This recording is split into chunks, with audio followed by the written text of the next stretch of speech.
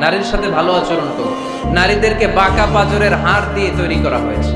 এই হাড়কে সোজা করতে গেলে ভেঙে যাবে, রেখে দিলে বাঁকাই থেকে যাবে। তো কি করতে হবে? ফাস্তাউসু বিন-নিসাই খায়রা, কোমল আচরণ করো।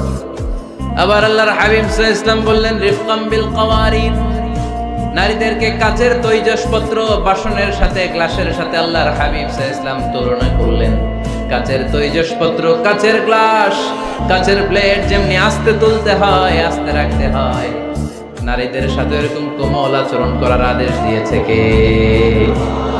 কাচের গ্লাস, তৈজসপত্র, জগ কিভাবে রাখেন আপনারা? খুব জোরে এরকম ধপাস করে নাকি?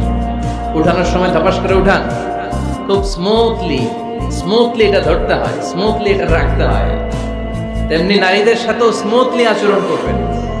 নারীদেরকে যত আপনি কোমল মোলায়েম ভাষায় কথা বলতে পারবেন, তারা তত আপনার